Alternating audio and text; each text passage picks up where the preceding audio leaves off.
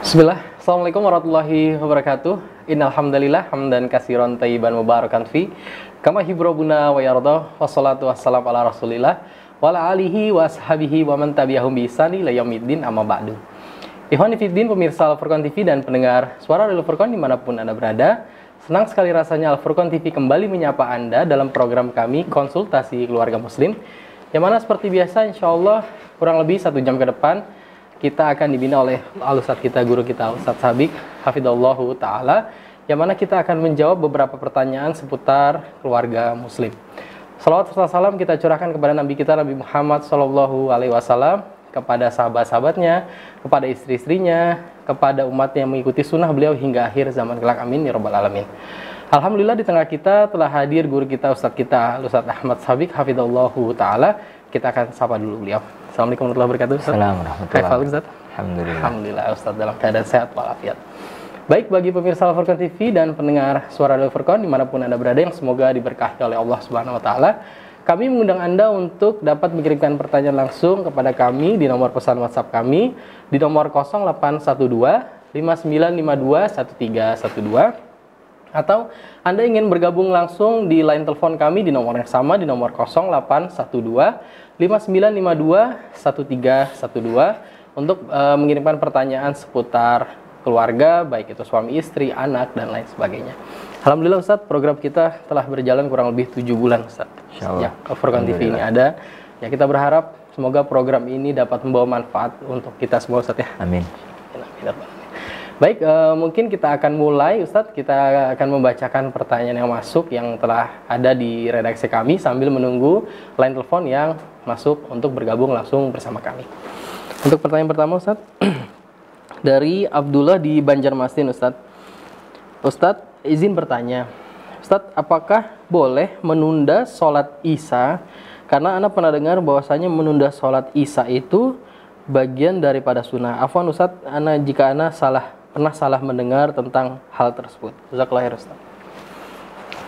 Bismillahirrahmanirrahim. Alhamdulillah, salatu wassalamu ala Rasulillah wa ala alihi wa ashabihi wa man ittaba hudah wa la haula wa la quwwata illa billah, amma ba'd. Jamaah kaum muslimin, jamaah kaum muslimah, ikhwani wa akhwati, para pemirsa Al-Furqan TV dimanapun Anda berada, yang semoga senantiasa mendapatkan curahan rahmat dan taufik dari Allah Subhanahu Wa Ta'ala. Alhamdulillah, kembali kita bertemu di majelis kita, majelis konsultasi keluarga muslim. Berkaitan dengan pertanyaan yang pertama tadi dari akhuna Abdullah di Banjarmasin tentang mengundur waktu sholat Isya. Jadi tinjauannya dari dua sisi. Sisi yang pertama dari sisi pelaksanaan waktu sholat Isya itu sendiri. Sisi ini, kalau tinjauannya dari sisi ini, maka jawabannya boleh. Jawabannya boleh bagi seseorang untuk tidak melaksanakan sholat Isya di awal waktunya.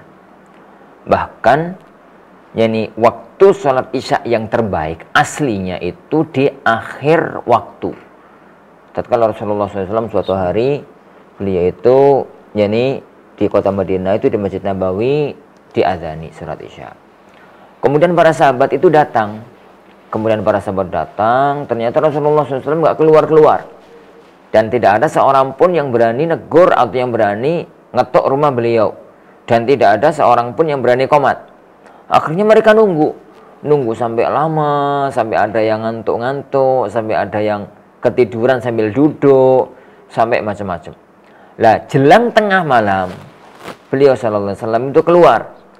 Beliau sallallahu alaihi wasallam itu keluar. Setelah beliau itu keluar, maka kemudian diqomati terus sholat. Setelah selesai sholat, maka Rasulullah SAW mengatakan, Inna hadza la waqtuha laula an asyqa ala ummati. Sebenarnya sholat malam, sholat Isya yang waktu yang paling bagus ya ini, sekarang ini, seandainya bukan karena akan memberatkan kepada umatku.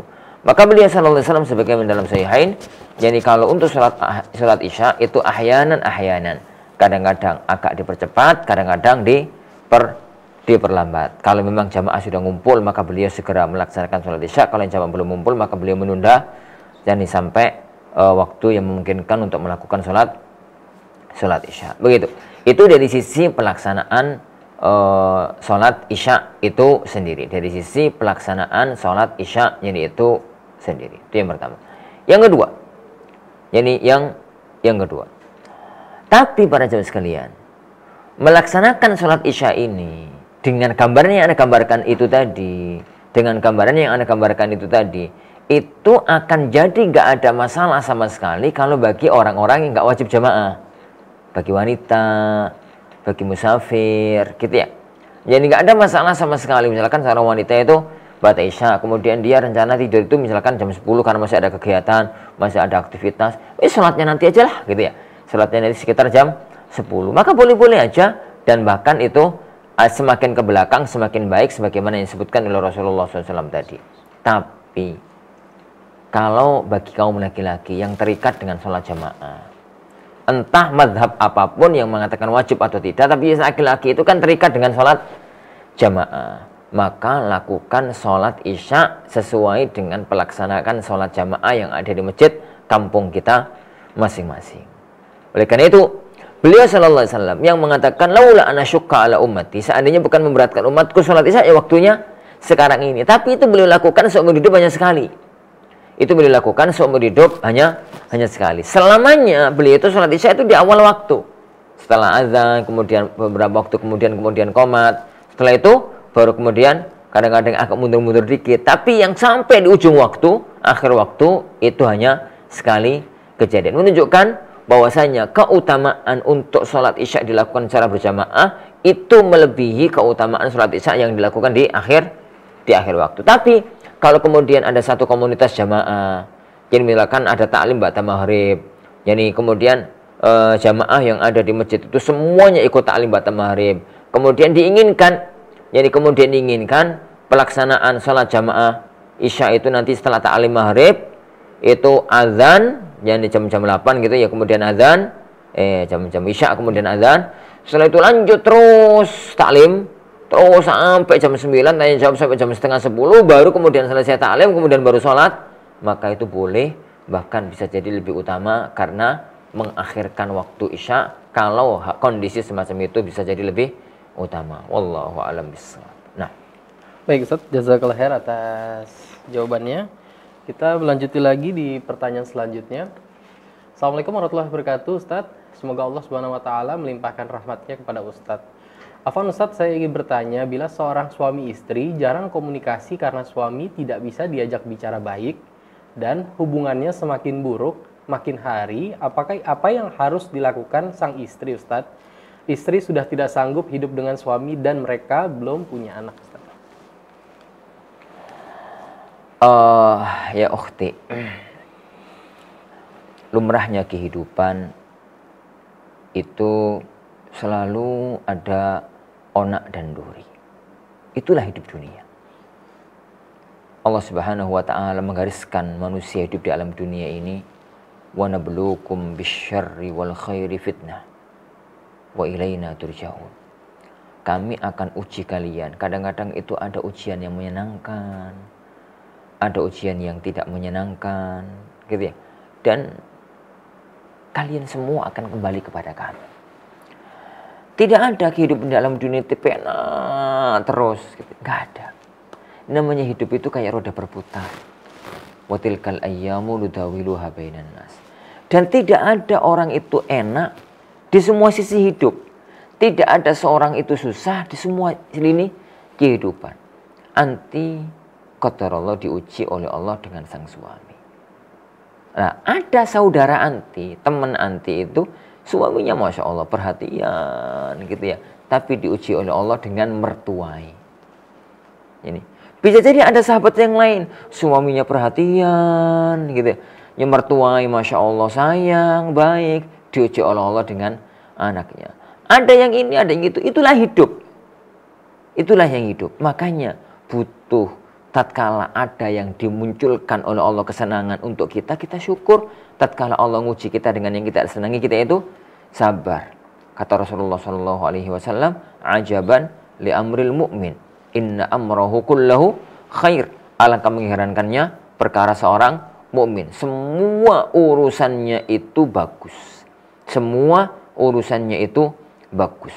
Yani in asabatuhu sarra'u syakar. Kalau dia itu mendapatkan kesenangan, dia itu syukur. Tapi kalau dia itu mendapatkan kesabaran, mendapatkan ketidaksenangan, maka dia itu sabar. Wa dzalika la yakunu illa lil mu'min. Dan itu tidaklah dilakukan, tidaklah terjadi kecuali bagi seorang, yani kecuali bagi seorang mukmin. Saya yakin kok anti dalam hidup, yani anti dalam hidup itu, yani anti dalam hidup itu mesti ada titik-titik yang mana anti itu senang.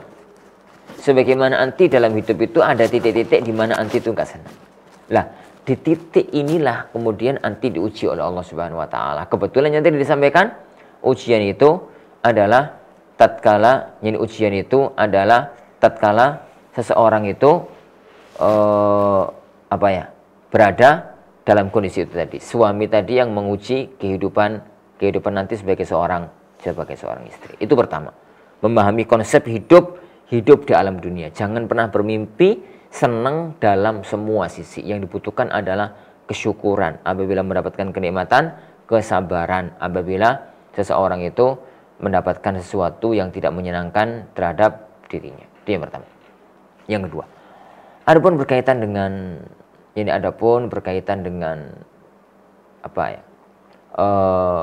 kondisi yang semacam tadi. Jadi sebagai seorang yang sudah pernah hidup bareng, meskipun jarang berkomunikasi, meskipun jarang untuk berkomunikasi, cobalah selami. Tidak ada seorang laki-laki itu yang nggak punya titik kebaikan. Di mana bisa jadi dia itu memang orang yang kaku dalam komunikasi, nggak bisa dalam komunikasi, suruh basa-basi itu nggak bisa. Bisa jadi dia termasuk orang-orang yang ngomongnya itu ceplos-ceplos, kadang-kadang larano hati, nyusahkan hati karena ceplos-ceplos omongnya. Bisa jadi ini, bisa jadi itu. Coba anti selami, sebenarnya titik sang suami itu ada di mana? Titik kebaikan suami itu ada di mana? Yang anti sampaikan tadi itu titik kejelekannya. Titik kebaikan suami itu ada di bagian mana? Dari titik itulah coba kita perbaiki rumah tangga. Kenapa kok kesana itu kalau dapat keluhan selalu bahasanya semacam ini? Setan itu ya ukhti, paling seneng itu kalau rumah tangga itu ada dikit, langsung dibesar-besarkan, bubar. Nah, kalau semacam itu tidak. Ingat, cerai itu sesuatu yang paling dibenci oleh syariat. Dan tidak dilakukan, tidak diperbolehkan kecuali dalam kondisi yang amat sangat darurat. Apalagi kalau sampai nuntut cerai. Kata Rasulullah SAW, ayyuma imra'atin yani talabat min zawjiha talaq, sa'alat min zawjiha talaq, wanita manapun yang minta cerai sama suaminya min ghairi ma ba'sin, tanpa ada sebab syar'i yang mapan, yang kuat, fa haramun 'alaiha raihatul jannah. Haram baginya untuk minta mencium bau surga. Cobalah kita berusaha untuk membenahi titik mana sebenarnya, dari titik mana anti itu bisa masuk ke relung hati sang suami. Bisa jadi bukan dari arah komunikasi. Bisa jadi dari arah perhatian. Bisa jadi bukan dari arah ini. Bisa jadi dari arah itu. Anda tidak bisa untuk menggambarkan, membayangkan, karena nggak mungkin, karena nanti juga ngomongnya tadi menggunakan bahasa umum. Coba lihat itu sambil mohon kepada Allah Subhanahu wa taala taufik. Yani mohon kepada Allah Subhanahu wa taala kekuatan, mohon kepada Allah Subhanahu wa taala, dan jangan lupakan doa. Jangan lupakan doa kebaikan untuk sang suami. Adapun kalau sampai kalau sampai berpikir khulu, saya nasihatkan jangan pikir itu dulu sampai kasusnya detail, anti sampaikan kepada ustadz terpercaya di tempat anti berada. Jadi karena untuk memutuskan ini sudah sampai pada level boleh gugat khul atau tidak, maka tidak menggunakan pertanyaan kayak tadi. Tapi anti datang kepada ustadz yang terpercaya di tempat anti berada, kemudian ngobrol, menyampaikan keluhannya, ustadz ini bisa menanyakan kasusnya apa sih, gitu. Kemudian bagaimana gambarannya, bagaimana perinciannya, kemudian barangkali ustadz itu bisa menjembatani dengan sang suami, kemudian dan macam-macamnya. Kalau memang sudah mentok, ya sudah. Memang hulu itu diperbolehkan dalam kondisi kalau memang hulu itu adalah jalan terbaik dari kasus-kasus yang ada. Wallahu a'lam bishawab. Nah, baik Ustaz, jazakallah khair atas jawabannya. Semoga bisa memberikan solusi atas pertanyaannya. Kami mengingatkan kembali bagi pemirsa Al-Furqan TV dan pendengar suara Al-Furqan di 102,3 FM. Bagi yang ingin menelpon langsung di nomor kami di nomor 0812-5952-1312 atau antum bisa mengirimkan pertanyaan Anda melalui pesan WhatsApp kami di nomor yang sama di nomor 0812-5952-1312. Kami juga memberikan kesempatan bagi Anda yang menyimak melalui aplikasi Android kami di Al-Furqan TV di Play Store. Silakan juga untuk bisa mengirimkan pertanyaan Anda ada di kolom tab tersebut. Anda bisa langsung memasukkan pertanyaan Anda. Insya Allah pertanyaan Anda akan kami bacakan di sesi pada malam hari ini. Kita akan kembali lagi untuk membacakan pertanyaan yang masuk di redaksi kami. Pertanyaannya adalah, Assalamualaikum Ustadz, saya seorang istri yang sudah 8 tahun menikah, tapi belum dikaruniai momongan. Sejak usia 2 tahun menikah, kami sempat ke dokter dan suami dinyatakan ada sakit. Saya merasa tidak nyaman lagi dalam rumah tangga. Saya merasa ingin berpisah. Bagaimana nasihat Ustadz? Jazakallah Ustadz. Salah satu di antara perhiasan hidup adalah anak memang.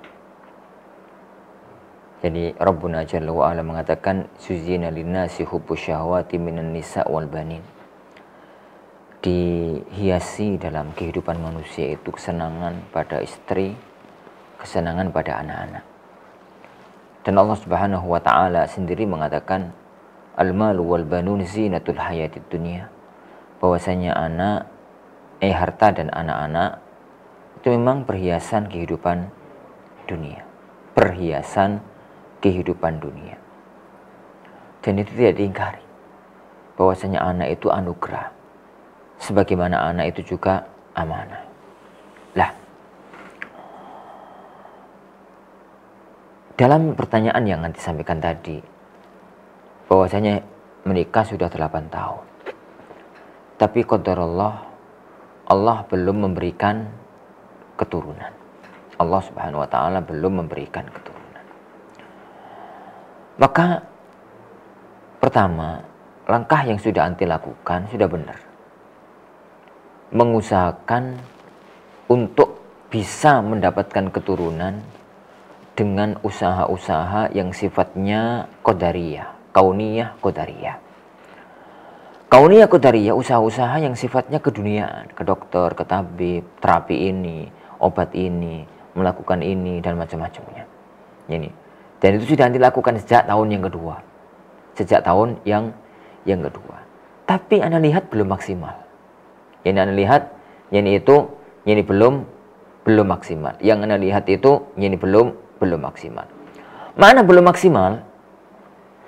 maksimal dalam masalah ini, adalah, tatkala satu cara ini belum berhasil, jangan berhenti. Kan kita itu ada terapi medis, ada terapi herbal, ada terapi pijat, ada terapi ini, ada terapi ini.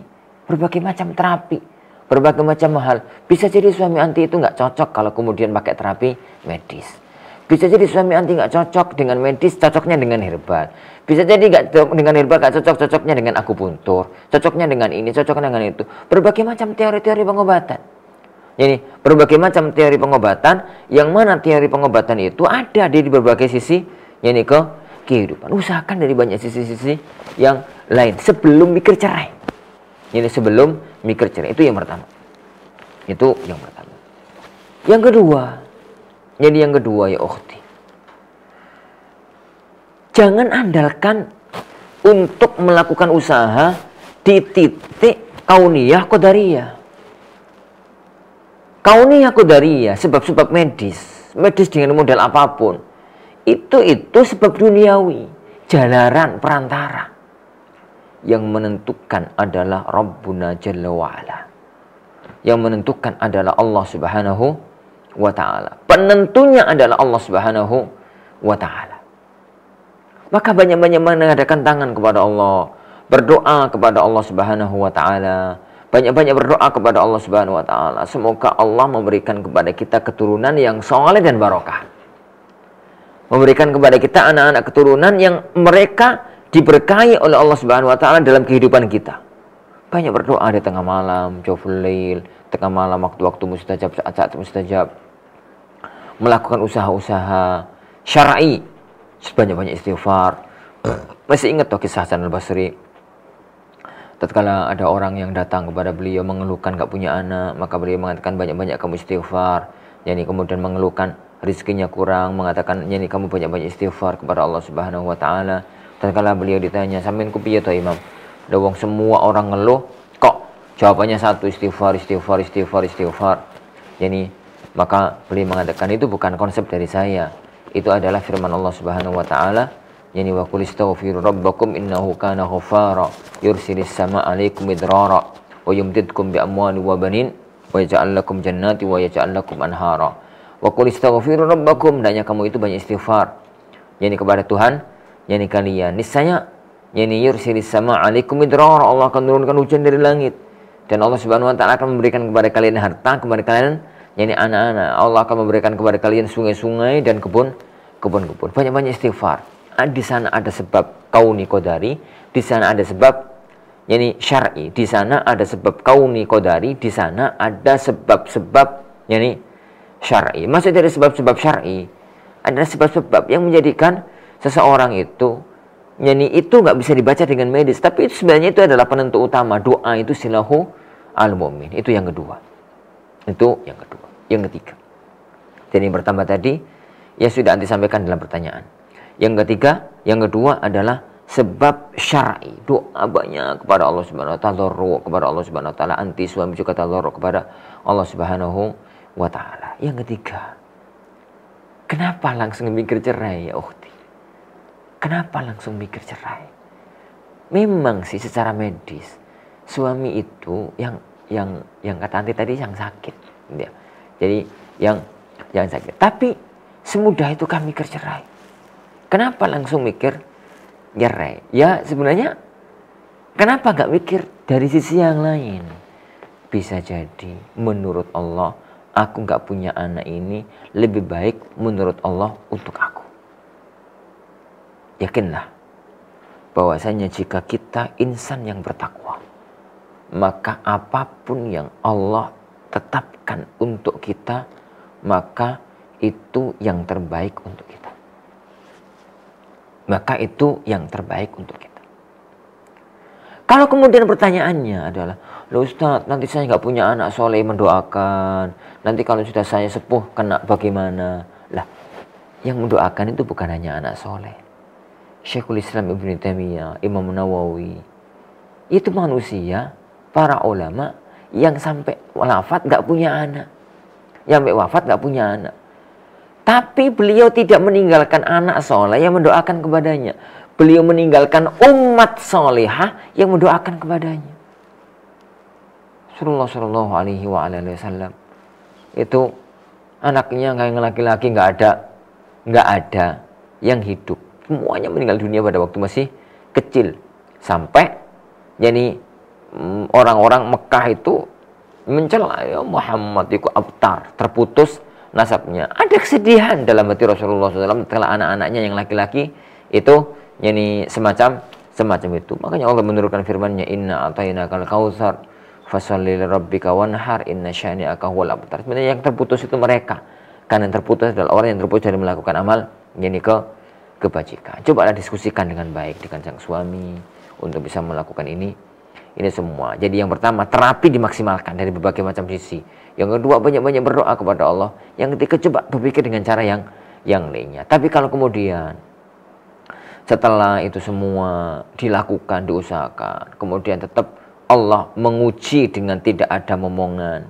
Ini menguji dengan tidak ada momongan. Kemudian setelah dirembuk dengan sang suami dan macam-macamnya, kemudian dilihat yang termasalahat adalah pisah. Barangkali suami nikah lagi dengan wanita lain malah dapat anak, anti nikah lagi dengan suami lain malah dapat anak, kan bisa jadi itu. Dan itu ada kisah nyatanya semacam itu kalau memang sudah mentok semua diusahakan dan dilihat, didiskusikan berdua dengan sang suami yang termasalah adalah pisah, maka nggak apa-apa untuk menempuh ini jalur itu. Tapi saya katakan jangan tempuh itu kecuali dalam kondisi yang memang sudah mentok semua dilakukan, tidak bisa atau Allah masih belum menakdirkan untuk mendapatkan keturunan. Tapi kalau seandainya anti sabar, tetap jadi bergabung dengan suaminya, tidak meretakkan hubungan rumah tangga, mohon kepada Allah kesabaran, mohon kepada Allah pahala, maka insya Allah subhanahu wa ta'ala itu yang terbaik insya Allah subhanahu wa ta'ala. Wallahu a'lam bishawab. Baik Ustaz, jazakallahu khair atas jawabannya. Kami ingatkan kembali bagi pemirsa yang ingin mengirimkan pertanyaan, silahkan di nomor WhatsApp kami di nomor 081259521312. Kita akan lanjut membacakan lagi pertanyaan yang masuk untuk menunggu jika ada pemirsa yang ingin bergabung bersama kami di telepon kami. Assalamualaikum warahmatullahi wabarakatuh. Ustadz, maaf izin bertanya Ustadz, gimana hukumnya jika seorang istri selalu menyuruh suaminya untuk berwudu setiap kali mau melakukan jima, walaupun jima yang dilakukan cuma sekali, bukan mengulangi jima. Semoga Allah membalas dengan lebih baik. Jazakallah khair. Pertama ya ukhti, jadi memang salah satu di antara sunnah yang disunnahkan oleh Rasulullah Shallallahu Alaihi Wasallam, salah satu di antara sunnah yang disunnahkan oleh Rasulullah Shallallahu Alaihi Wasallam itu seorang mukmin itu yang paling baik selalu dalam kondisi suci, selalu dalam kondisi suci, itu yang terbaik. Makanya tatkala Rasulullah SAW mimpi masuk ke dalam surga, tatkala Rasulullah Shallallahu Alaihi Wasallam mimpi masuk ke dalam surga, kemudian beliau itu mendengar suara terompahnya Bilal sudah ada di hadapan beliau di surga. Pulang-pulang, kok pulang-pulang? Pagi-pagi beliau bertanya kepada Bilal, ya Bilal, amal apa sih yang kamu lakukan sehingga kamu kok mendahului aku masuk ke dalam surga, mendahului aku masuk ke dalam surga? Maka Bilal mengatakan, buatan wonten ya Rasulullah, nggak ada ya Rasulullah. Maka Rasulullah SAW mengatakan, mesti ada lah, coba ingat-ingat kembali. Kemudian beliau mengatakan, ya Rasulullah, tidaklah aku itu hadas, kentut, pipis atau yang lain gitu ya, tidaklah aku hadas kapanpun, pagi, siang, sore, malam, kecuali aku itu langsung berwudu, dan setelah berwudu salat 2 rakaat. Maka Rasulullah SAW mengatakan, lidzalika idzan lu yos yoiku, memang ya semacam itu. Jadi salah satu di antara kesunahan seorang mukmin itu adalah selalu dalam kondisi suci. Jadi batal wudu itu selalu dalam kondisi suci. Itu yang pertama. Dan ini berlaku bagi suami, ini berlaku bagi istri. Ini berlaku bagi suami, ini berlaku bagi istri. Untuk semua masalah, untuk semua kondisi, bukan hanya untuk urusan jima, tapi untuk yang lainnya. Itu yang pertama. Yang kedua, yang ada syariat langsung untuk wudu dulu, atau kalau bisa adalah untuk wudu dulu adalah kalau mau melakukan jima, mengulangi jima, bukan melakukan jima. Orang itu jima, kemudian ingin mengulangi jima lagi, maka berwudu terlebih dahulu. Jadi maka berwudu terlebih dahulu karena sebagaimana diperintahkan oleh Rasulullah SAW, berwudu seperti dia itu berwudu mau sholat. Adapun dalam kasus yang disampaikan tadi bahwasanya di awal wudu, anak tidak tahu ada dalil yang mensyariatkan untuk hal yang semacam itu, kecuali dalil umum yang saya sebutkan di awal tadi, bahwasanya seorang mukmin itu sebaiknya selalu dalam kondisi suci. Tapi kalau kemudian itu dikhususkan benar semacam itu, kemudian kayaknya itu ada syariat khusus untuk berwudu terlebih dahulu, saya tidak mengetahui adanya syariat dan adanya dalil yang bisa diarahkan ke arah sana. Wallahu a'lam bishawab. Nah. Baik Ustaz, jazakallahu khair atas jawabannya. Kita akan lanjut lagi untuk membacakan pertanyaan yang masuk melalui redaksi kami. Bismillahirrahmanirrahim. Assalamualaikum warahmatullahi wabarakatuh. Ustadz, izin bertanya. Ana seorang janda cerai mati. Alhamdulillah kami ada uang untuk pendidikan anak dalam bentuk deposito di bank syariah. Pertanyaan, apakah uang bagi hasil itu termasuk riba dan deposito itu sudah mencapai nisab apakah anak harus mengeluarkan zakat karena uang deposito benar-benar kami simpan untuk mendidikan anak suatu saat nanti, sedangkan untuk hidup kami alhamdulillah cukup untuk hidup yang pas-pasan. Mohon jawabannya Ustadz. Jazakumullah khairan. Baik, bismillah. Allah Subhanahu wa taala menguji anti dengan wafatnya sang suami. Tapi Allah Maha Pengasih, Allah Maha Penyayang. Allah Maha Pengasih, Allah Maha Penyayang. Anti diberikan oleh Allah kecukupan. Ada biaya untuk hidup hari-harian, sehari-hari. Meskipun dengan bahasa pas gitu ya, pas-pasan. Nggak tahu pas-pasan itu istilah apa negeri kita itu zaman sekarang ini, istilah pas-pasan itu larinya kemana? Itu yang pertama. Yang kedua, ada uang deposito. Ini uang deposito itu rekening bank ya. Jadi ada uang deposito yang ditaruh di bank dan itu sampai nisab. Berarti besar. Berarti sampai 85 gram emas murni. Kalau emas murni sekarang itu 970-an, berarti sekitar 82-an juta lebih. Ini 82-an juta lebih. Nah, pertanyaannya adalah, apa uang itu wajib untuk dizakati? Apa uang itu wajib untuk dizakati? Ketahuilah ya ukhti, barang yang wajib dizakati itu dua jenis. Jenis yang pertama, barang yang memang berkembang, kayak ternak, barang perdagangan, ya apalah gitu ya, memang berkembang. Itu wajib dizakati. Yang kedua, barang yang mestinya berkembang meskipun nggak dikembangkan. Barang yang mestinya berkembang meskipun nggak terjadi karena mungkin nggak dikembangkan atau mungkin terjadi hal yang lain. Gambarannya, ada orang dagang modalnya sampai miliaran. Tahun itu qadarullah asetnya menurun, bukan bertambah, tapi modalnya besar, miliaran. Dizakati? Ya, karena mestinya dagang itu berkembang. Lah, tatkala tahun itu nggak berkembang, itu urusan lain.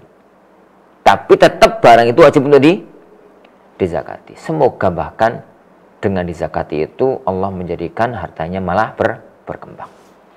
Itu yang pertama. Contoh yang lain adalah uang.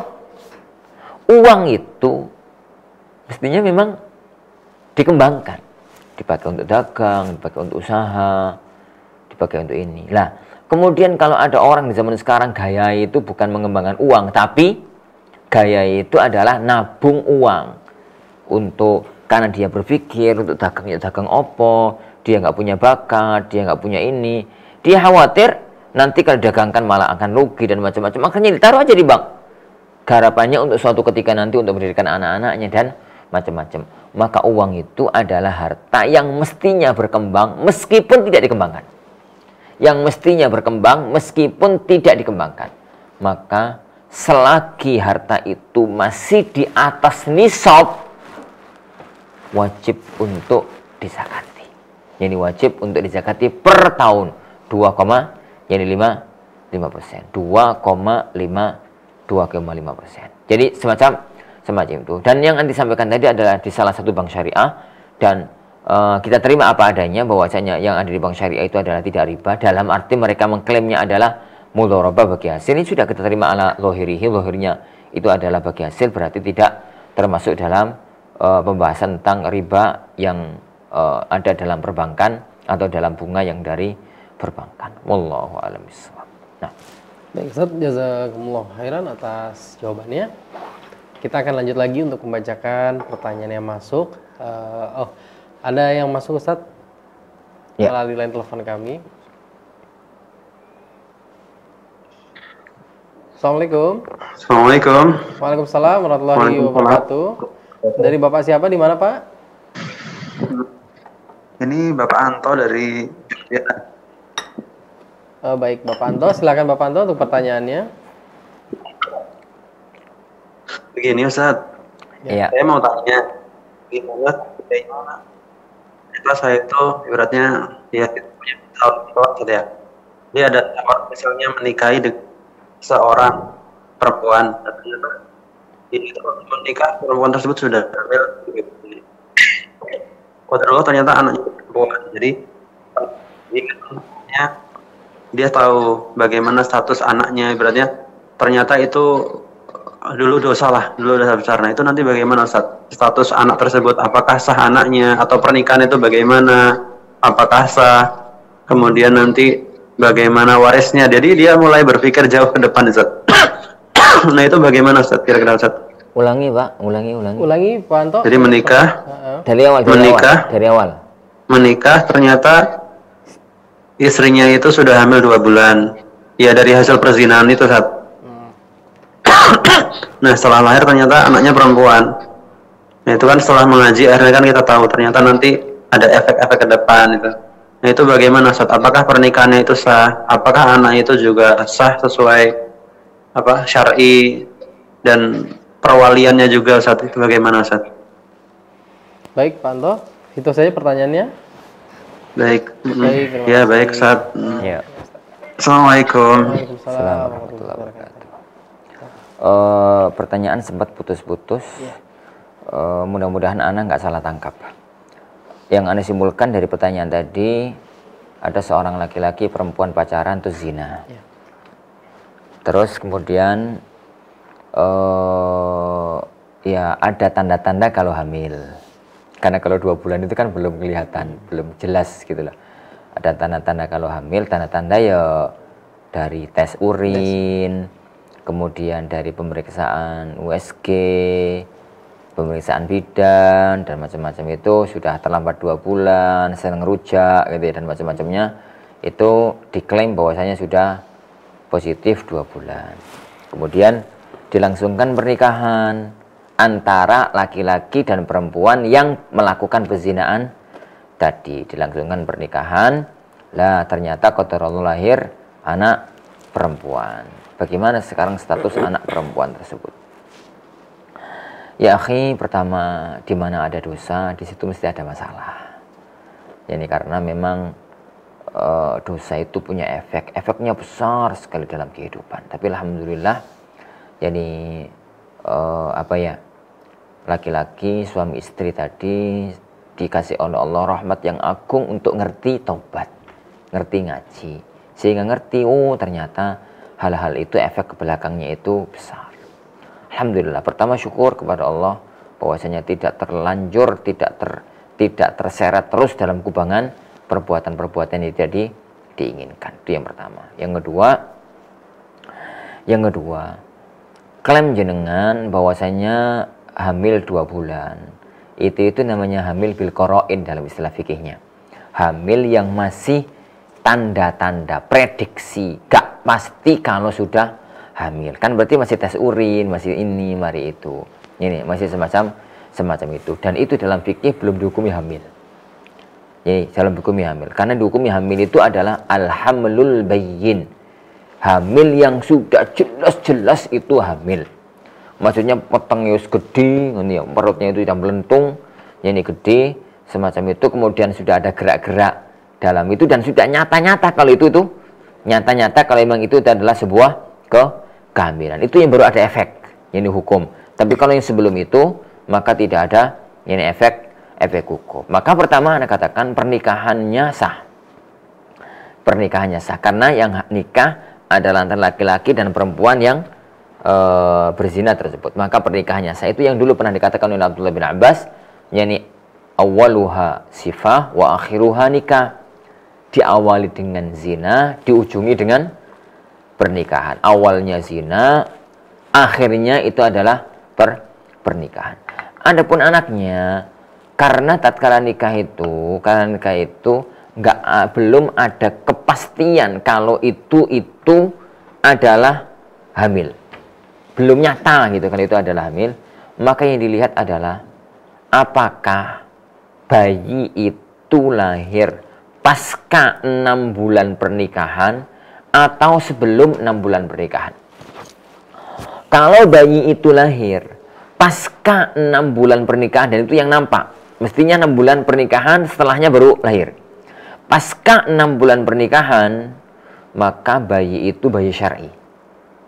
bayi itu, anak perempuan tadi itu anak syar'i dinasabkan kepada bapaknya dan tidak ada masalah sama sekali dari perhitungan anak zina.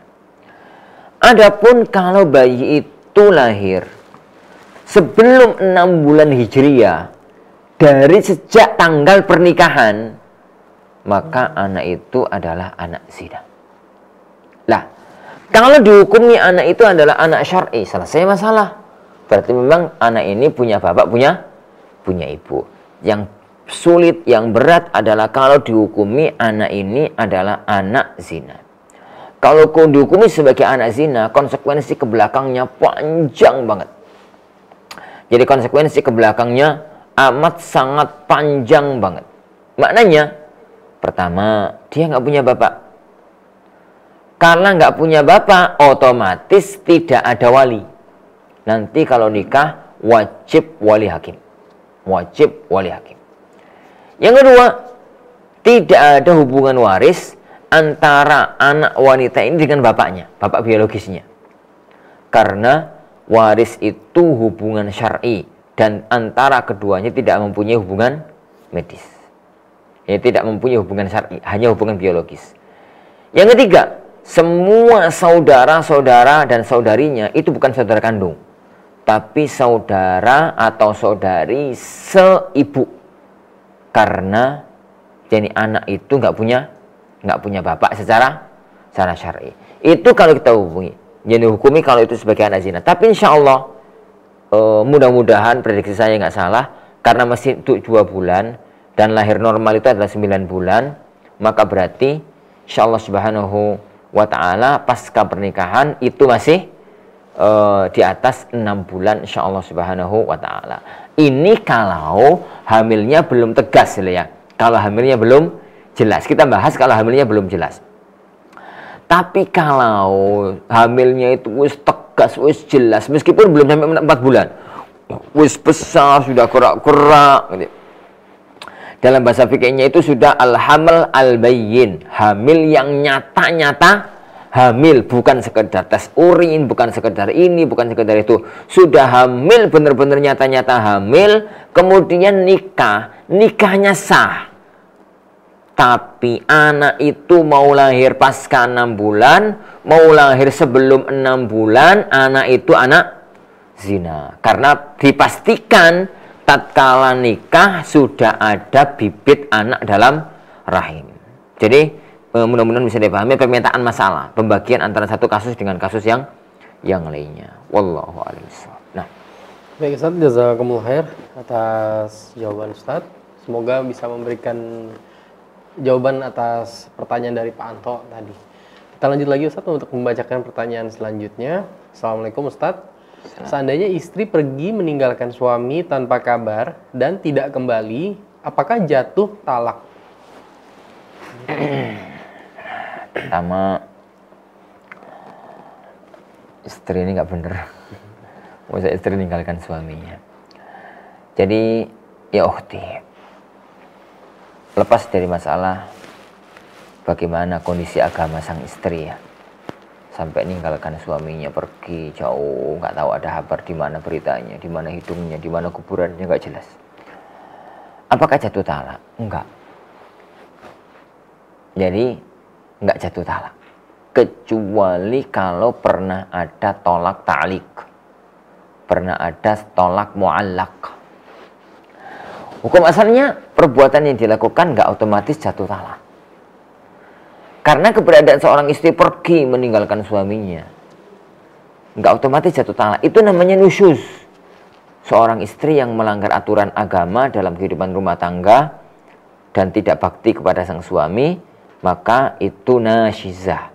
Tapi tidak terjadi talak. Kecuali kalau kemudian sang istri pergi, jadi kemudian suaminya jengkel, wong wanita istri cari-cari kemana-mana nggak ketemu, nggak ada beritanya sudah 2 tahun, ya sudah cerai gitu. Tatkala sang suami mengatakan cerai begitu, maka secara otomatis langsung jatuh cerai pada waktu itu, maka dihitung saat itu adalah dihitung masa iddah, kemudian telah wanita dan suami itu telah benar-benar lepas ikatan suami istri, tinggal ngurus surat-surat yakni perceraian ke pengadilan. Tapi secara syar'i itu sudah dihukumi jatuh cerai. Itu yang pertama. Kecuali para ikhwan sekalian, kecuali para sahabat sekalian, kalau pernah terjadi tolak muallak, pernah terjadi sighat ta'liq, talak ta'liq itu misalkan, jadi dulu sebelum istrinya minggat, sang suami itu pernah mengatakan, kalau kamu pergi dari rumah ini selama lebih dari 3 bulan, gak pulang-pulang, maka talakku jatuh, maka kamu cerai, misalkan begitu.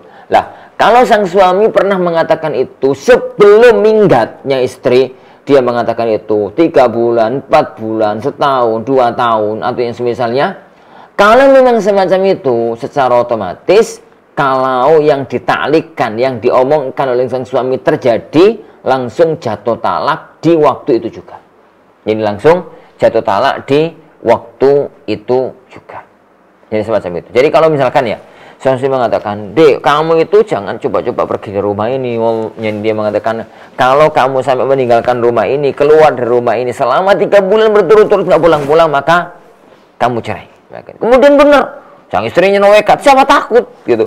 Kemudian dia pergi, nggak pulang-pulang sampai 4 bulan. 4 bulan kemudian baru pulang, maka keduanya sudah terjadi perceraian. Keduanya sudah terjadi perceraian, tinggal menjalani masa iddahnya, yakni kemudian apakah bisa rujuk atau tidak bisa untuk rujuk dalam masalah hukum rujuk dan masa iddah tersebut. Wallahu a'lam bishawab. Nah. Baik Ustaz, jazakumullah khair atas jawabannya. Kami ingatkan kembali bagi pemirsa yang ingin bergabung di line telepon kami, silahkan menghubungi kami di nomor 081259521312 untuk menyampaikan langsung dengan Ustadz kita Ahmad Sabik untuk langsung dijawab oleh beliau. Baik, kita akan membacakan lagi pertanyaan yang masuk pada redaksi kami. Assalamualaikum Ustadz, bagaimana status nikah siri tanpa diketahui oleh keluarga? Nikah siri itu ada 2 makna. Makna yang pertama, nikah tanpa wali.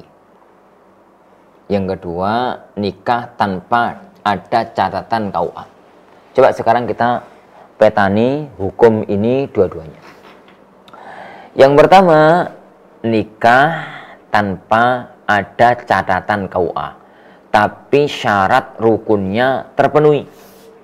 Syarat rukunnya terpenuhi. Ada wali, ada saksi, ada suami, ada istri, ada ijab kabul gitu ya, ada mahar, ada ini, ada ini. Jadi benar-benar pernikahan yang resmi antara suami dan itu resmilah, pokoknya benar-benar resmi secara syar'i. Maka pernikahan itu meskipun oleh khalayak umum nggak punya surat nikah, namanya dinamakan dengan nikah siri, maka pernikahan itu sah. Secara hukum pernikahan itu sah, secara hukum agama itu sah, meskipun dosa.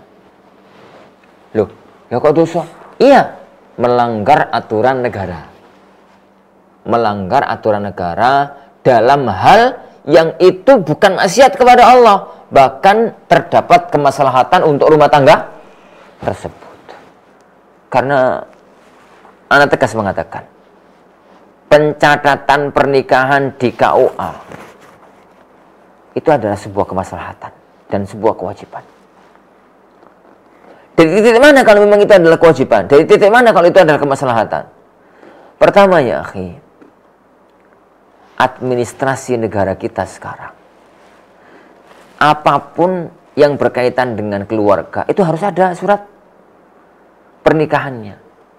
Untuk bikin kakak, kalau ini suami istri, itu harus ada bukti surat nikah. Untuk bikin akte kelahiran anak nanti harus ada bukti surat nikah. Begitu. Sedangkan anak mau sekolah, mau ini, mau itu butuh akte kelahiran. Dan itu adalah satu kemaslahatan yang tidak ada pelanggaran syar'inya. Adalah titik kemaslahatan yang tidak ada pelanggaran syar'inya. Itu adalah hal tersebut. Jadi intinya kalau yang dimaksud dengan nikah siri adalah nikah tanpa KUA, apabila terpenuhi syarat rukunnya maka nikahnya sah. Tapi dosanya karena melanggar aturan kenegaraan. Melanggar aturan kenegaraan. Apalagi di zaman yang banyak laki-laki itu nggak amanah. Karena merasa merasa gak ada catatan KUA, gak ada tuntutan pengadilan, sembarang cerai begitu, maka itu adalah suatu yang sangat membahayakan dalam kehidupan rumah tangga. Itu yang pertama. Yang kedua, yaitu kalau dimaksudkan nikah siri itu nikah tanpa wali. Nikah tanpa wali. Dan dohir dari yang ditanyakan itu adalah nikah siri jenis kedua ini. Karena dia tadi mengatakan tanpa diketahui oleh keluarga. Lah, jika nikah siri ini adalah nikah tanpa wali, maka tanpa diketahui oleh keluarga. Tergantung sekarang, yang tidak diketahui oleh keluarganya itu keluarga laki-laki atau keluarga perempuan. Nek kalau ada laki-laki nikah, nggak ada satupun keluarga nikah satu, tiba-tiba dia nikah, tapi keluarga perempuan lengkap dan ada catatan KUA-nya, selesai masalah. Karena laki-laki nggak butuh wali. Tapi sangat kurang ajar, sangat kurang beradab. Dia dosa kepada kedua orang tuanya kalau sampai orang tuanya nggak dikasih tahu. Bagaimana mungkin orang tua nggak dikasih tahu dalam kondisi semacam itu? Adapun kalau wanita nikah tanpa wali, yang nikah misalkan wanita tanpa wali, tanpa diketahui oleh pihak keluarga, kemudian dia nikah, maka nikahnya nggak sah. Pernikahan itu nggak sah. Siapa yang bisa menikahkan? Bapaknya masih ada, kakeknya masih ada, saudaranya masih ada. Kemudian dia cari wali hakim. Tidak diketahui oleh keluarga. Atau cari mudin, atau cari kiai. Untuk nikahkan padahal masih ada keluarganya. Maka pernikahan itu batil. Kata Rasulullah SAW, ayyuma imra'atin nakahat bi ghairi idzni waliyha fa nikahuha batil. Wanita manapun yang nikah tanpa izin dari walinya, maka nikah itu batil, nikah itu adalah batil. Tidak dibenarkan. Jadi orang itu menikah tanpa ada aturan syar'i, dan salah satunya adalah izin dari wali wanita, dan wali itulah yang menikahkan wanita tersebut. Wallahu a'lam bishawab. Nah, baik Ustaz, jazakumullah khairan atas jawabannya. Kami mungkin akan lanjut lagi untuk membacakan pertanyaan lagi yang masuk pada redaksi kami. Assalamualaikum Ustaz, bagaimana hukumnya jika seorang suami sering bercanda tentang poligami pada istrinya, Ustaz? Ini yang tanya pasti istri ini. Ya akhi, poligami itu anugerah ilahi. Wallahi, tegas Anda mengatakan meskipun istri sana satu, tapi poligami itu anugerah ilahi. Salah satu di antara kemuliaan dan keagungan Islam kalau ditempatkan pada tempatnya dan kalau dijalankan sesuai koridor syariatnya. Ini. Kenapa? Islam itu sangat tahu, Allah itu sangat tahu, agama kita sangat tahu. Wanita mana sih yang pengen dipoligami? Wanita mana yang pengen dipoligami? Allah Subhanahu wa Ta'ala sangat tahu. Jangan katakan ya ukhti, Allah itu nggak tahu perasaanku. Ya Allah yang menciptakan jenengan loh. Allah yang menciptakan anti. Allah sangat paham yang namanya laki-laki, yang namanya wanita itu nggak mau dipoligami, dan yang namanya laki-laki itu mau poligami. Itu sudah maklum, semua orang tahu itu. Letak masalahnya adalah kenapa poligami itu menjadi satu syariat yang agung? Karena di dalamnya terdapat maslahat yang jauh lebih besar dibandingkan dengan mafsadah yang muncul. Dalam poligami itu ada maslahat yang jauh lebih besar dibandingkan dengan mafsadah yang muncul. Mafsadahnya ya semacam itulah, tadi cemburu, ya sakit hati, ya ini, ya itu. Tapi di dalamnya ada maslahat yang besar, yang kayaknya nggak mungkin kalau kita bahas satu persatu di sini. Di antara maslahatnya adalah terkadang laki-laki itu nggak cukup satu istri. Terkadang laki-laki itu nggak bisa kalau tinggal haid, tinggal nifas. Kadang-kadang ya ini memang kondisinya itu adalah istrinya itu mandul misalkan. Kemudian dia ingin untuk punya keturunan dari istri yang lain. Atau bisa jadi wanita itu adalah wanita yang lemah sehingga dia tidak bisa memberikan banyak keturunan. Bisa jadi di sana ada seorang wanita yang sangat perlu untuk ditolong. Bisa jadi ini, bisa jadi itu. Sebagaimana pernikahannya Rasulullah SAW itu bukan karena kecantikan. Pernikahan poligaminya Rasulullah SAW itu adalah karena unsur-unsur maslahat syar'i, sosial, dan politik, kemasyarakat yang ada pada zaman itu yang menyebabkan Rasulullah nikah dengan Juwairiyah, Rasulullah nikah dengan Hafsah, Rasulullah nikah dengan Sofia, Rasulullah nikah dengan Maimunah, Rasulullah nikah dengan Ummu Salamah. Lihatlah sejarah. Semua itu adalah maslahat-maslahat besar yang ada di balik syariat poligami tersebut. Yang ada di balik syariat poligami tersebut. Tapi ya akhi, syariat itu adalah syariat yang bersyarat. Bukan syariat lepas. Syariat yang bersyarat. Ingat, tujuan pernikahan itu Allah Subhanahu wa taala menyebutkan wa min ayatihi an khalaqalakum min anfusikum azwaja. Tujuannya apa? Litaskunu ilaiha wa ja'ala bainakum mawaddatan wa rahmah. Di situ akan muncul sakinah, muncul mawaddah, muncul rahmah. Apa saja syariat yang diberikan oleh Allah Subhanahu wa taala? Yang pertama, antum mampu. Jangankan poligami ya akhi.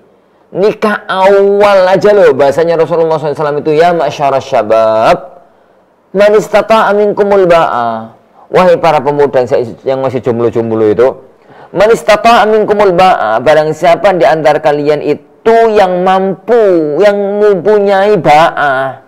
Ba'a itu mampu nikah dari dua sisi, mampu jima, mampu finansial.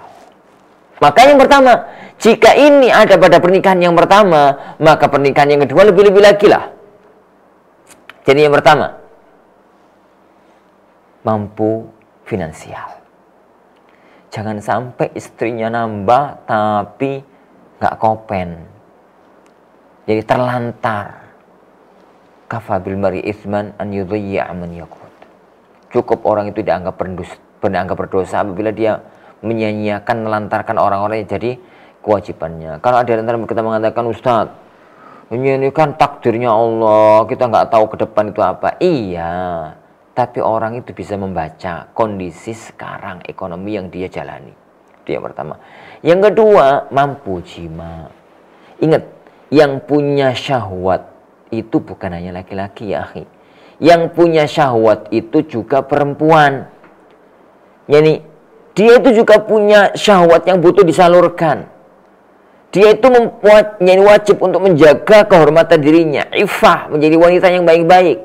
Jangan sampai gara-gara suaminya tidak pernah memberikan nafkah batin, kemudian dia umbar, bubul gitu kemana-mana. Dan itu adalah kewajiban sang suami, nafkah dari sisi batin. Yang ketiga, dia mampu adil. Adil dalam perkara-perkara zahir. Adil dalam nafkah, adil dalam bermalam, adil dalam tempat tinggal, adil dalam ini. Bahkan Allah Subhanahu wa taala mengatakan, "Nek iso adil ya wis salah satu wae. Fa in khiftum alla ta'dilu fa wahidah." Kalau kalian itu nggak bisa berbuat adil ya wis.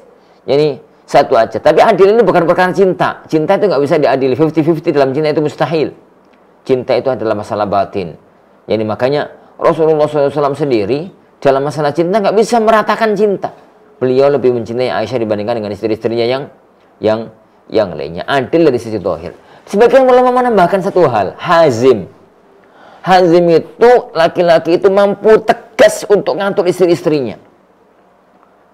Kalau enggak, rumah tangga itu akan amburadul karena pertentangan antara satu istri dengan istri yang lain. Jangankan istri-istri jenengan, mas.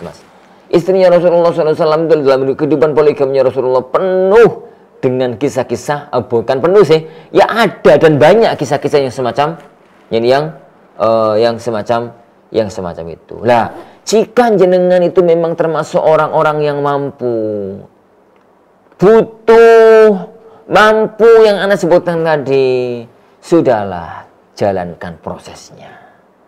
Tatkala itu ngomong ke istri, jadi kepingin untuk poligami, kepingin untuk ini, kepingin untuk itu, sudahlah jalankan poligami. Kalau memang semacam itu. Dan nasihat ana ya ukhti, kalau memang anti itu ditakdirkan oleh Allah punya suami yang semacam itu, relakan. Anti itu bisa jadi dosa loh. Kalau suaminya sangat butuh poligami, ternyata anti itu nggak mau, nolak, nggak boleh. Kalau memang anti itu punya suami, jatahnya itu adalah 2 porsi makanan, jenengan paksa untuk makan yang 1 porsi terus, mati, tambah kuru, kemudian mati. Jadi dalam kondisi yang semacam itu, maka ada 2 sisi suami sama sisi istri. Nah, tapi kemudian kalau sang suami itu mikir poligami, itu aslinya enggak. Oh, jangankan poligami, wong istri 1 ayo karuan kadang-kadang masihan. Secara ekonomi, secara kemampuan jimat, secara ini, secara itu masih sudahlah, gak usah kakek ngomong, gak usah terlalu banyak bicara. Ingat ya, tidak ada satupun wanita itu yang ridho dirinya di poligami. Sebenarnya kalau suaminya itu ngomong poligami itu hatinya loro, hatinya sakit. Dia itu kadang-kadang nimpali dengan bahasa senyum, tapi aslinya hatinya itu sakit. Kalau memang sudah mau, sudahlah jalankan. Kalau memang sudah, kalau memang tidak, gak usahlah. Ini hal-hal yang semacam itu, cari guyonan dengan guyonan yang lain, cari canda dengan candaan yang lain yang jauh lebih manfaat insyaallah subhanahu wa ta'ala. Wallahu a'lam bishawab. Nah. Baik Ustaz, jazakumullah khairan atas jawabannya. Mungkin ini pertanyaan terakhir Ustaz ya di malam hari ini insyaallah. Assalamualaikum Ustaz, saya Udin di Cirebon. Istri mengeluh sakit terus, sedangkan suami sering menyuruh sholat. Bagaimana jika istri tidak menurutinya Ustaz? Jadi si istri ini sakit Ustaz ya, tapi suami sering menyuruhnya untuk sholat Ustaz, tidak menurutinya. Baik. Akhi, ukhti, sholat itu ada 2. Ada sholat wajib, ada sholat sunnah. Jadi ada sholat wajib, ada sholat sunnah. Jika itu wajib, sesuatu yang diwajibkan oleh Allah Subhanahu wa ta'ala, sesuatu yang memang itu diwajibkan oleh Allah Subhanahu wa ta'ala, maka sang suami wajib untuk nyuruh sholat. Alasan sakit itu gak fungsi, dan itu kewajiban. Sholat semampunya, bisa berdiri, nggak bisa duduk, berbaring. Kalau nggak bisa berbaring, lakukan semampunya. Kalau nggak bisa semampunya, sambil isyarat.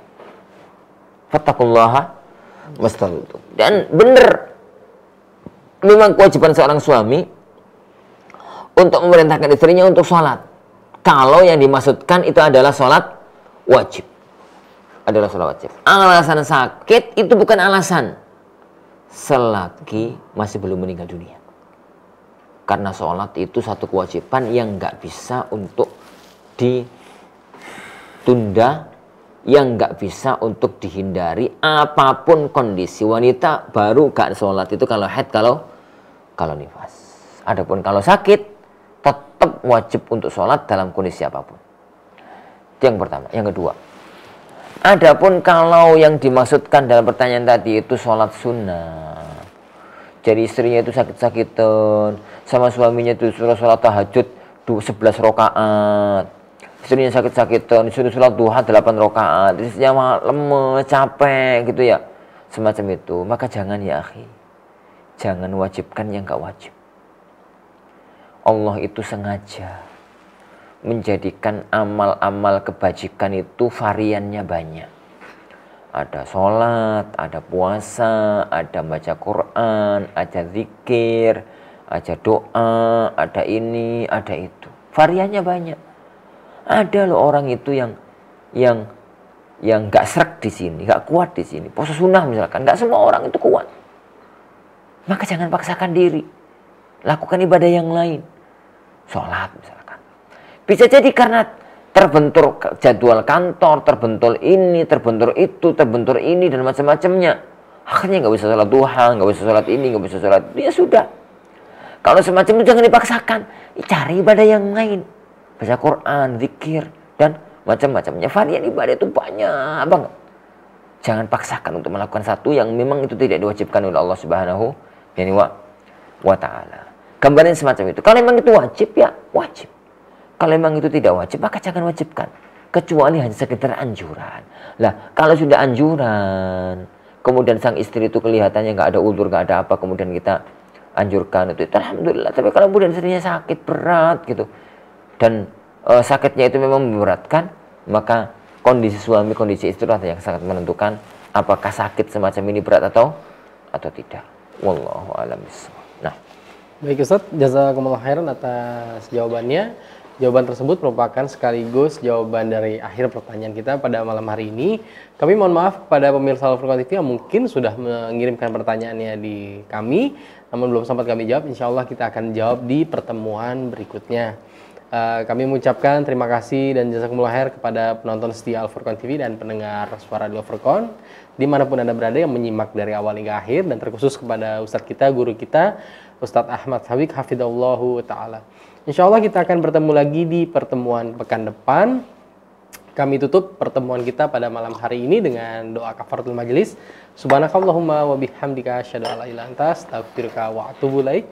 Assalamualaikum warahmatullahi wabarakatuh.